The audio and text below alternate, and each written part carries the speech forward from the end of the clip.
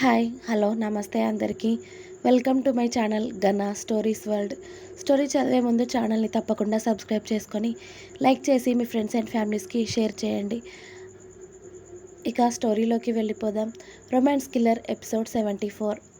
ప్రియా సాత్విక్ ఇంట్లోకి రావడంతోనే ప్రియా వెళ్ళి విహాస్ బాబుని ఎత్తుకొని వాడి మొహం నిండా ముద్దులు పెడుతూ, ఎలా ఉన్నావు నాన్న, నన్ను మర్చిపోయావా అని వాడిని ఉక్కిరి బిక్కిరి చేసేస్తుంది. కాసేపు ఒసై బాబు ఎక్కడికి వెళ్ళడే, కాసేపు నీ ఆత్రం ఆపుకో, బాబు ఏడ్చేలా ఉన్నాడు అనగానే ప్రియా ఇక బాబుని ఎత్తుకొని, మర్చిపోయావా నన్ను, పిన్నిని మర్చిపోయావా అని అడుగుతూ ఉంటే బాబు బిక్కమొహం వేసుకొని ప్రియాని చూస్తూ ఉంటాడు, ఏడుపుకి సిద్ధం అవుతూ. ఓ లేదు లేదు నాన్న, అది కూడా పిన్నే అవుతుంది నీకు, మర్చిపోయావా పిన్నిని అప్పుడే అని శ్యామ బాబుని తీసుకోవడంతో శ్యామ దగ్గరికి వెళ్ళి అప్పుడు వాడు ఏడుపు ఆపి శ్యామ భుజం మీద నుండి ప్రియాని చూస్తూ ఉంటాడు. ప్రియా కాస్త కొత్తగా కనిపిస్తూ ఉండడంతో బాబుకి, అక్క బాబు చూసావా, నన్ను అప్పుడే మర్చిపోయాడు, బాబు పుట్టినప్పుడు నేను దగ్గర ఉన్నాను కదా, నన్నే మర్చిపోయాడు అని ప్రియా వెళ్ళి సుహాని హత్తుకొని, ఎలా ఉన్నావు అక్క, బాగున్నావా అని అడిగింది. బాగున్నాను కొత్త పెళ్ళి కూతురా, ఇంతకీ నువ్వెలా ఉన్నావు, అప్పుడంటే వాడు చిన్నోడు కదా, ఇప్పుడు పెద్ద అయ్యాడు కదా, అందరినీ గుర్తుపడుతున్నాడు, పైగా పిన్ని వాడిని చూడడానికి ఇన్ని రోజుల తర్వాత వచ్చింది, అందుకే నీ మీద అలిగినట్టున్నాడు, అంతేలే, కాసేపు అయ్యాక వాడే నీ దగ్గరికి వస్తాడు అని చెప్పింది సుహ. అలా అయితే ఓకే అక్క అని విశ్వ దగ్గరికి వెళ్ళి, హాయ్ బావగారు ఎలా ఉన్నారు అని అడిగింది. గుడ్ ప్రియా, నువ్వెలా ఉన్నావు అని అడిగాడు విశ్వ. చాలా బాగున్నాను బావగారు అని సాత్విక్ని చూస్తూ చెప్పి, హాయ్ భైరవ్ బావా, నువ్వెలా ఉన్నావు అని అడిగింది. సూపర్ అని భైరవ్ సైగ చేయడంతో ఇక ఆడవాళ్ళందరూ ఒక పక్కకి వెళ్ళిపోయాక సాత్విక్ వచ్చి విశ్వని హత్తుకొని, హాయ్ బ్రో అని భైరవ్ని కూడా హత్తుకొని ఇద్దరిని విష్ చేసి వాళ్ళ దగ్గర కూర్చుంటాడు. ఇక హైదరాబాద్లో సాత్విక్ బిజినెస్ ఎలా జరుగుతుంది, ఇక్కడ ముంబైలో వీళ్ళ బిజినెస్ ఎలా జరుగుతుంది ఏంటి అని వాళ్ళు ముగ్గురు కలిశాక బిజినెస్ గురించే మాటలు రన్ అవుతూ ఉంటాయి. ఇక ఇక్కడ కొత్త పెళ్లి కూతుర్లు ఏమో తెగ సిగ్గుపడిపోతూ ఒకరి గురించి ఒకరు మాట్లాడుకుంటూ ఉంటారు. అయినా మనం కొత్తగా పెళ్ళైన వాళ్ళం, మనం ఎన్ని మాట్లాడుకున్నా వేస్ట్నే లేవే ప్రియా, అక్కడ ఆల్రెడీ రొమాన్స్ కిల్లర్ గారు ఉన్నారు కదా, ఆయన ముందు మనం ఎంత చెప్పు, ఇంకా బాబు పుట్టక ముందైతే మా అక్కను అసలు ఒక్క నిమిషం కూడా వదిలేవారే కాదు మా బావగారు అని శ్యామ సుహ విశ్వ గురించి చెప్తూ ఉంటే, శ్యామ నీకు సిగ్గులేదు, ఇలాంటి మాటలైనా మాట్లాడేది మీరు అని తల కొట్టుకుంటుంది సుహ.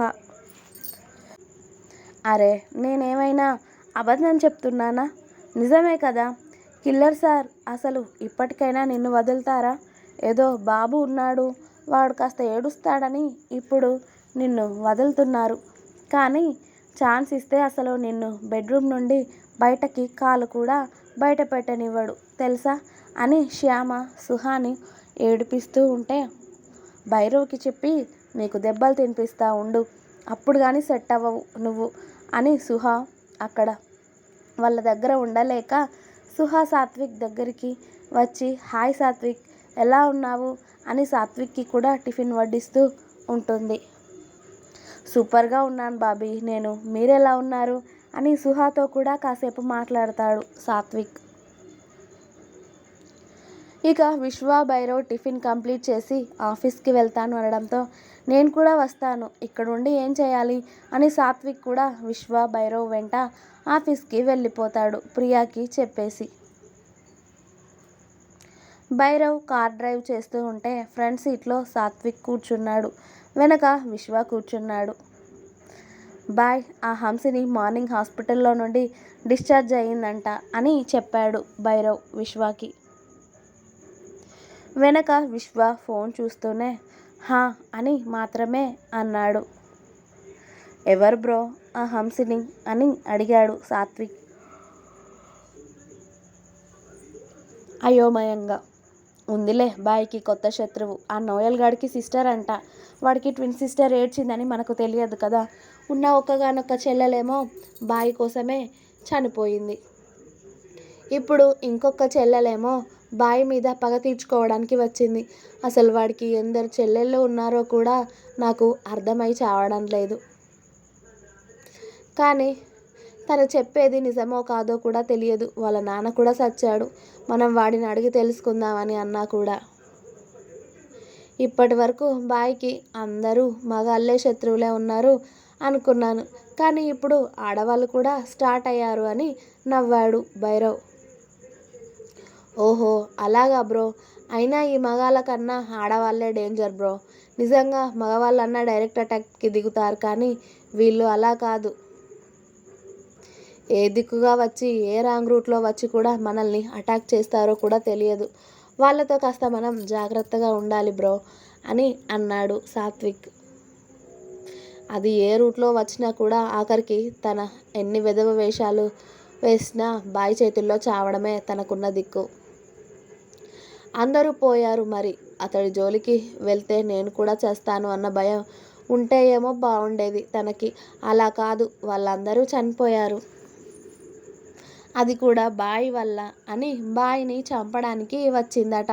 ఏంటో వార్నింగ్లు ఇస్తుంది మరి ఆఫీస్కి అలాగే ఇంటికి కూడా వచ్చి అని చెప్తాడు భైరవ్ సాత్విక్తో. ఓహో అంతవరకు వచ్చిందా మ్యాటర్. అయితే మేడం గారికి టైం దగ్గర పడిందన్నమాట.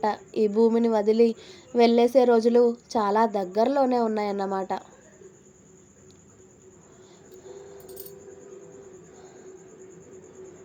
అని మిర్రర్లో విశ్వాని చూస్తూ అన్నాడు సాత్విక్. మనోడు వీళ్ళిద్దరి మాటలు వింటున్నాడు కానీ రియాక్ట్ అవ్వట్లేదు. ఎందుకంటే మనోడు మెదడులో వేరే ఆలోచనలు తిరుగుతూ ఉన్నాయి. ఏంటి బ్రో, మేము ఇంతలా మాట్లాడుతూ ఉంటే నువ్వేంటి సైలెంట్గా ఉన్నావు అని అడిగాడు సాత్విక్ విశ్వాని. మీరు అన్నట్టే మగాళ్ళైనా డైరెక్ట్ అటాక్ చేస్తారు, కానీ వీళ్ళు మనకి అర్థం కారు కదా ఆడవాళ్ళు. అందుకే 24 hours మన కన్ను ఆ అమ్మాయి గారి మీద పెట్టేసే ఉంచాను. ఆల్రెడీ మన సెక్యూరిటీ కూడా తనని వాచ్ చేస్తూ ఉన్నారు. తన వల్ల ఒక్కదాని వల్ల మనల్ని ఎదుర్కోవడం అవ్వదు అని చెప్పే ఎవడో డాన్ అంట అమెరికాలో. వాడిని రంగంలోకి దింపుతుంది ఈ అమ్మాయి. ఈవిడ కూడా అమెరికాలోనే చదువుకున్నారంట.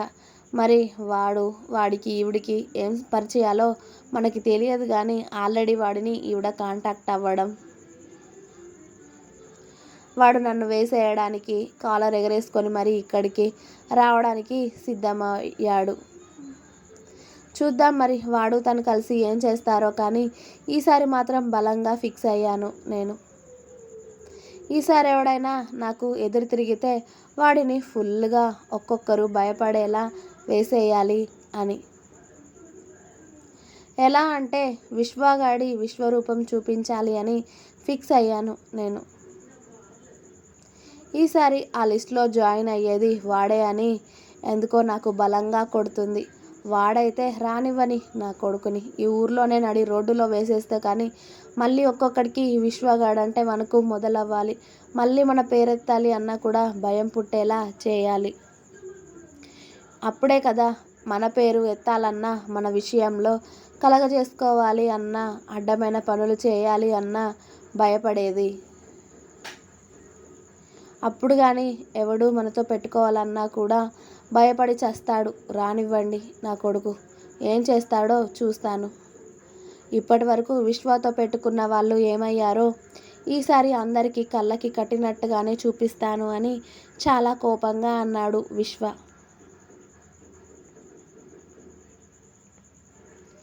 ఇంకా ఉంది. మీకు నా స్టోరీస్ నచ్చినట్టు అయితే ప్లీజ్ లైక్ చేయండి, షేర్ చేయండి, అలాగే తప్పకుండా ఛానల్ని సబ్స్క్రైబ్ చేసుకోండి.